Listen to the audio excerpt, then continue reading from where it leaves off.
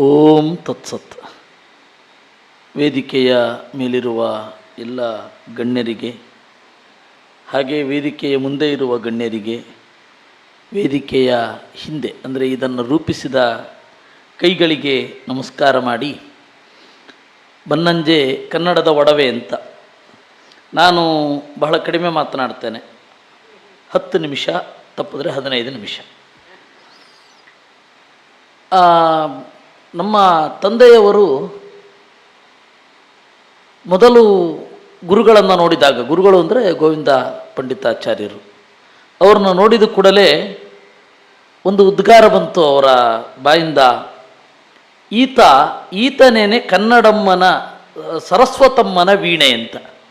ಈತನೇನೆ ಕನ್ನಡಮ್ಮನ ವೀಣೆ ಅಂತ. ಮೊದಲು ಅವರು ಆಕೃಷ್ಟರಾಗಿದ್ದು ಅವರ ಕನ್ನಡಕ್ಕೆ. ಅವರ ಸಾಹಿತ್ಯ ನಿಜವಾಗಿಯೂ ಕನ್ನಡಮ್ಮನ ಒಡವೆ. ಸಂಸ್ಕೃತದಿಂದ ಅವರ ಅನುವಾದವನ್ನು ನೀವು ಒಂದು ಕೇಳಿದ್ರಿ, ಸಪತ್ನಗ್ಧ ಸೂಕ್ತ ಅಂತ. ಭೀಮಸೇನ ದುರ್ಯೋಧನನ ತಲೆಯನ್ನು ಒದೆಯುವಾಗ ಕಂಡ ಸೂಕ್ತ. ಯೋಗಕ್ಷೇಮಂ ವ ಆದಾಯಾಹಂ ಭೂಯಾತಮುತ್ತಮಂ ಆವೋ ಮೂರ್ಧಾನಮಕ್ರಮೀಂ ಅಂತ ಅದರ ಕನ್ನಡ ಅನುವಾದವನ್ನು ಕವಿತಕ್ಕ ಹೇಳಿದರು. ಅದನ್ನು ನೀವು ಕೇಳಿದಿರಿ. ಈಗ ದುಶ್ಯಾಸನನ ಎದೆ ಬಗೆದು ರಕ್ತವನ್ನು ಕುಡಿಯುವಾಗ ಅವನು ಕಂಡದ್ದು ಮನ್ಯು ಸೂಕ್ತವನ್ನು. ಆ ಮನ್ಯು ಸೂಕ್ತದ ಅನುವಾದ ಅದನ್ನು ನಿಮ್ಮ ಮುಂದೆ ಇಡ್ತೇನೆ. ನನ್ನದೇನೂ ಇಲ್ಲ, ಅದನ್ನು ಓದ್ಕೊಂಡು ಹೋಗೋದಷ್ಟೇ. ಅದನ್ನು ಹೇಳುವಾಗ ಅವರು ಹೇಳೋದು, ಮೊದಲು ಇದನ್ನು ಓದ್ತೇನೆ. ಅಭಾಗಸ್ಸನ್ನ ಪಪರೇತೋ ಅಸ್ಮಿತ ವಕ್ರತ್ವಾ ತವಿಷಸ್ಯ ಪ್ರಚೇತಃ ತಂತ್ವಾಮನ್ಯೋ ಅಕ್ರತುರ್ಜಿಹೀಳಾಹಂ ಸ್ವ ತನೂರ್ಬಲದೇಯಾಯಮೇಹಿ. ಇದು ಮೂಲ. ಅದನ್ನು ಗುರುಗಳು ಅನುವಾದ ಮಾಡಿದ ಶೈಲಿ. ನಮಗೆ ಬರಬೇಕಾದ ನಮ್ಮದೇ ಪಾಲನ್ನು ಕಳಕೊಂಡು ದೂರ ಸರಿದೆ, ಓ ಅರಿವಿನಾಗರವೇ, ಓ ಗುಣದ ಸಾಗರವೇ, ನಿನ್ನಿಚ್ಛೆಯಂತೆ ಬರಿದೆ.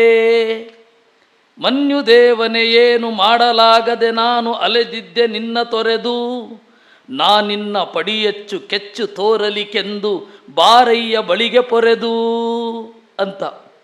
ಅದು ಕರೆಯುವಾಗ ಅಭಿಪ್ರೇಹಿ ದಕ್ಷಿಣತೋ ಭವಾಮೇಧಾ ವೃತ್ರಾಣಿ ಜಂಘನಾ ವಭೂರಿ ಅಂತ ಪ್ರಾರ್ಥನೆ ಇದೆ. ಓ ನರಸಿಂಹನೇ, ನನ್ನ ಬಳಿಗೆ ಬಾ ಅಂತ.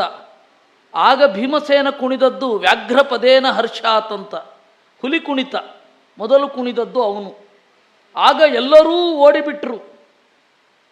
ಯಾವ ಸಿಟ್ಟು ಇರದಿದ್ದರೂ ವೀರರಸ ಅಂತನ್ನೋದು ಒಂದು ಇದೆ. ಮಧ್ವವಿಜಯ ಅಂತ ನಾರಾಯಣ ಪಂಡಿತರ ಕೃತಿ, ಅವರೊಂದು ಮಾತು ಹೇಳ್ತಾರೆ, ವಿನಯೋ ಹಿ ಭೂಷಯತಿ ಸರ್ವರಸಂ ಅಂತ. ವಿನಯೋ ಹಿ ಭೂಷಯತಿ ಸರ್ವರಸಾನ್, ಎಲ್ಲ ರಸಗಳಿಗೆ ವಿನಯ ಒಡವೆ ಅಂತ. ಹೆಂಗೆ ಅಂತ ಆಶ್ಚರ್ಯ ಆಗ್ತಿತ್ತು. ಆದರೆ ಭೀಮಸೇನ ದುಶ್ಯಾಸನನ ಎದೆಬಗೆದು ರಕ್ತ ಕುಡಿಯುವಾಗ ಆ ನರಸಿಂಹನಿಗೆ ಇದು ಕೊಡುವ ಸೋಮ ಅಂತ ಚಿಂತನೆ ಇತ್ತಲ್ಲ, ಅಲ್ಲಿ ವಿನಯವೇ ತಾನೇ ಇರಬೇಕು. ಅವನು ಕಂಡದ್ದು ಹೇಗೆ ಅಂತ ಇದನ್ನು ನೋಡಿದರೆ ನೋಡಿ. ಇನ್ನೊಂದು ಓದ್ತೇನೆ. ಬಾರಯ್ಯ ನನ್ನೆಡೆಗೆ, ಬಾ ನನ್ನ ಬಲಗಡೆಗೆ, ಇದ್ದು ಬಿಡೆ ನನ್ನ ಬಳಿಗೆ, ಆ ಬಳಿಕ ಸುತ್ತಲೂ ಮುತ್ತಿರುವ ಕತ್ತಲು ಮುಗಿಸೋಣ ತಲಿಗೆ ತಳಿಯೇ. ಜೆನೆಟಿಕಲಿ ಎಲ್ಲರನ್ನ ನಾಶ ಮಾಡೋಣ, ಎಲ್ಲ ನಿರ್ವೀರ್ಯ ಆಗಬೇಕು, ನಿರ್ವಂಶ ಆಗಬೇಕು ದುಷ್ಟರದ್ದು ಅಂತ. ಸುಮಾರು ಮಹಾಭಾರತದಲ್ಲಿ 6 ತಲೆಮಾರು ನಾಶ ಆಗಿ ಹೋಯಿತು. ಮೊದಲನೆಯ ತಲೆಮಾರು ಶಂತನುವಿನ ಅಣ್ಣ ಬಾಹ್ಲಿಕ, ಎರಡನೆಯ ತಲೆಮಾರು ಸೋಮದತ್ತ, ಅದಾದ ಮೇಲೆ ಧೃತರಾಷ್ಟ್ರ ಆ ತಳಿಯವರು. ಇದು ಸೋಮದತ್ತ ಭೀಷ್ಮನ ಕಡೆಯವನು, ಭೀಷ್ಮನ ಸಮವಯಸ್ಕ.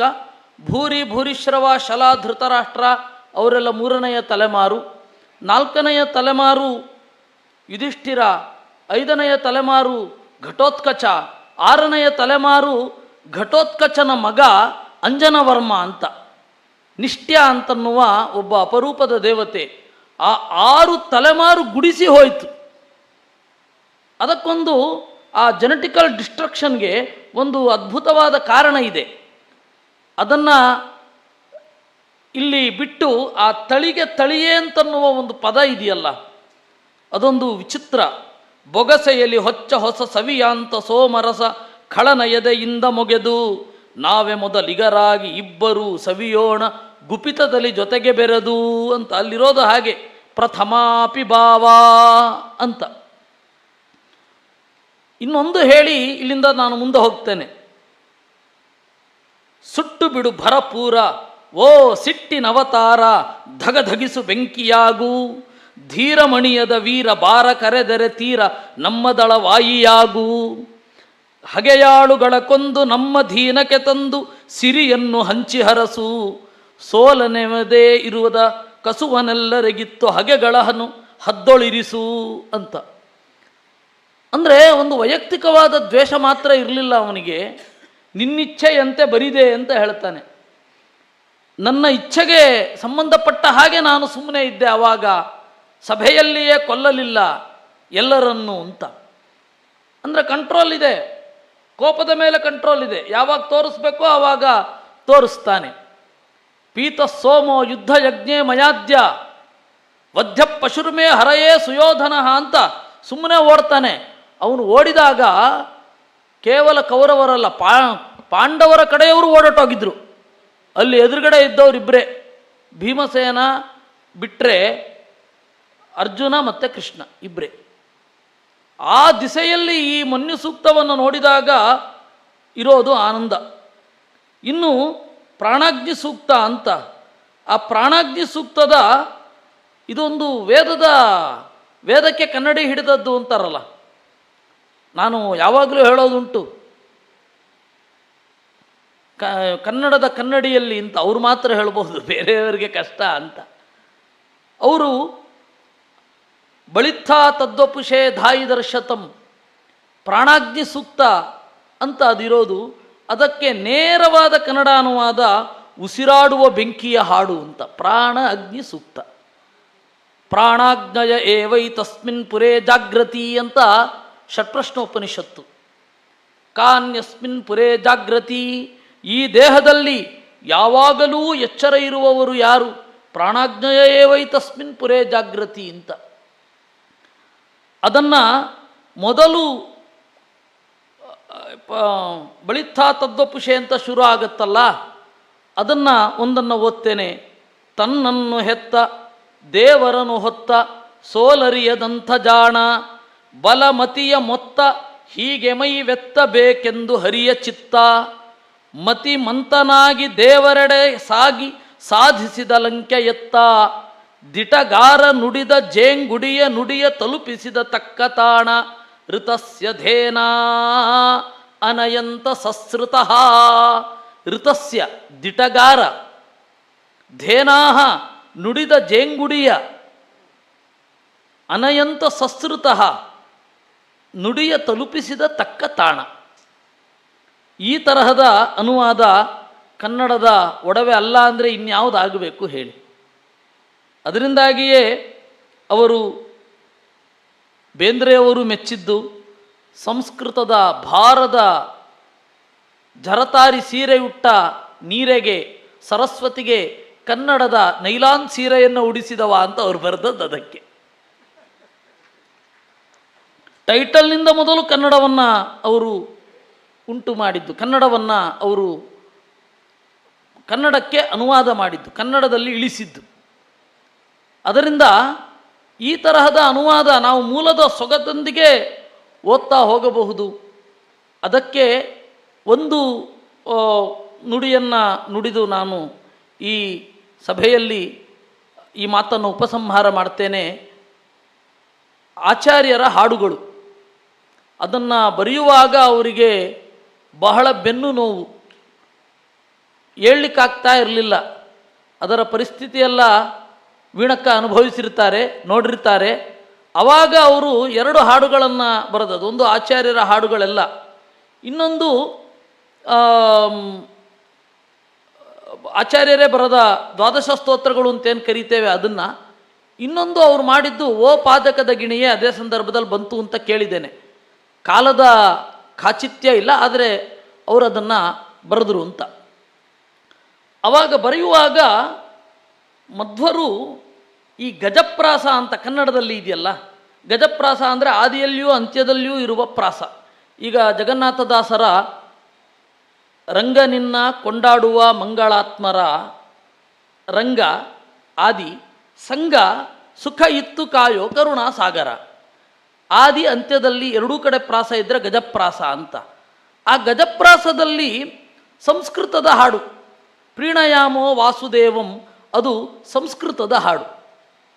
ಅದನ್ನು ಹಾಗೆ ಗಜಪ್ರಾಸದಲ್ಲಿಯೇ ಕನ್ನಡದಲ್ಲಿಯೂ ಬಂದಿದೆ. ಜಗವೆ ಮಣಿವ ಹಿರಿಯ ಸುರರ ಗಢಣದಿಂದ ವಂದನ, ಸೊಗದ ಕಂಪು ಬಳಿದ ಸೊಗದ ಗಂಧ ಚಂದನ, ಜಗದ ತಾಯ ಚಪಲವಾದ ಕಣ್ಣ ನೋಟದಾರತಿ, ನಗುತ ಮಂದರಾದ್ರಿ ಹೊತ್ತ ತುಂಬು ತೋಳ ಮೂರುತಿ ಒಲಿಸುವೆವು. ಆ ತರಹದ ಮೂಲವನ್ನೇ ಆಚಾರ್ಯರೇ ಬರೆದಿದ್ದರೆ ಹೀಗೆ ಬರಿತಾ ಇದ್ರೋ ಏನೋ ಅಂತ ಅನ್ನಿಸುವಷ್ಟು ಅನುವಾದ. ನಾನು ಹಾಗೆ ನೋಡಿದ್ದು ಈ ಸತ್ಯಜಿತ್ ರೇ ಅವರು ಬಂಗಾಳದಲ್ಲಿ ಬರೆದದ್ದನ್ನು ಹಾಗೆ ಇಂಗ್ಲೀಷಿನಲ್ಲಿಯೂ ಬರೆಯಬಲ್ಲವರಾಗಿದ್ದರಂತೆ. ನಮಗೆ ಬಂಗಾಳ ಸ್ವಲ್ಪ ಗೊತ್ತಾಗತ್ತೆ, ಯಾಕೆಂದರೆ ಸಂಸ್ಕೃತದ ನೋಟದಿಂದ. ಅದು ನಾನು ಇದನ್ನು ನೋಡಲಿಕ್ಕಾಗಿ ನೋಡಿದ್ದು. ಅವರೇ ಅವರ ಕಥೆಗಳನ್ನು ಇಂಗ್ಲೀಷ್ಗೂ ಅನುವಾದ ಮಾಡಿದಾಗ ಅದೇ ತರಹ ಇದ್ದದ್ದು, ಆ ತರಹ ಬೇರೆಯವರ ಕೃತಿಗೆ ಆ ತರಹ ಮಾಡಿದ್ದು ನಾನು ನೋಡಿದ್ದು ನಮ್ಮ ಗುರುಗಳಲ್ಲಿ. ಈ ತರಹದ ಕನ್ನಡದ ಒಡವೆಯನ್ನು ನೀವು ಮುಂದೆ ಆಸ್ವಾದಿಸಿ ಅದರ ಅಂದ ಚಂದಗಳನ್ನು ನೋಡಿ ಅಂತ ಹೇಳಲಿಕ್ಕೆ ಈ ತುಣುಕನ್ನು ನಿಮ್ಮ ಮುಂದೆ ಇಟ್ಟು ಈ ಚಿಂತನೆಯನ್ನು ನಾನು ದೇವರಲ್ಲಿ ಉಪಸಂಹಾರ ಮಾಡ್ತಾ ಇದ್ದೇನೆ. ಕೃಷ್ಣಾರ್ಪಣಮಸ್ತು.